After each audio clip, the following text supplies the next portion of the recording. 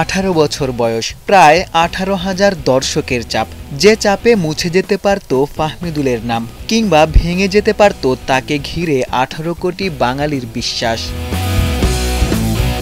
ফাহমিদুল জাতীয় স্টেডিয়ামে 58 কিংবা 59 মিনিটের যে যুদ্ধে নেমেছিলেন, ব্যর্থ হলে তার লাখো কোটি ভক্ত সমর্থকও পরাজিত হতেন।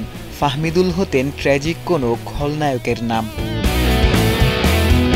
এই তো কদিন আগেই বাংলাদেশের হয়ে মাঠে নামার নিশ্চয়তা ছিল না। ক্যাম্পে প্রস্তুতি ম্যাচে হ্যাটট্রিক করেও দলের নাম ছিল না।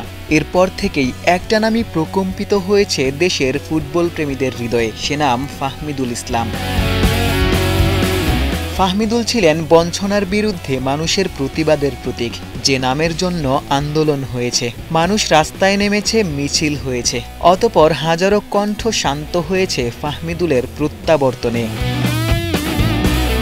জীবনের সবচেয়ে বড় ম্যাচটা তিনি খেলতে নেমেছিলেন। 18 বছরের পা দুটোতে ছিল 18 কোটির স্বপ্ন। যে ম্যাচে সম্ভাবনার সব আলো নিভে যেতে পারত, কিন্তু না, স্টেডিয়ামের বাঁ প্রান্তে নতুন গল্প রচিত হলো।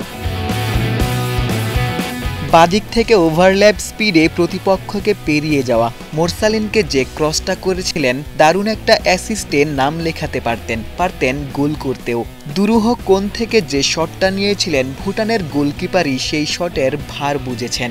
ফাহমিদুল গোল পাননি, তবে হাজারো ভক্তের হৃদয় জিতেছেন। জয় নিশ্চিতের পথে ফাহমিদুলকে যখন উঠিয়ে নেওয়া হলো, তখন গোটা স্টেডিয়াম যেন মাথা নোয়াতে চাইল। কারণ এটা শুধু অভিষেক ছিল না, ছিল ফাহমিদুলের সাথে ভক্তদেরও জয়ের গল্প, নতুন করে বিশ্বাস জাগানোর গল্প। গল্পে যেমন শেষ হয়েও হয় না শেষ, খানিকটা রেশ রয়ে যায়। ফাহমিদুল ইসলাম, আপনি সেই গল্পেরই নাম। আশিক সারোয়ার, নিউজ 24।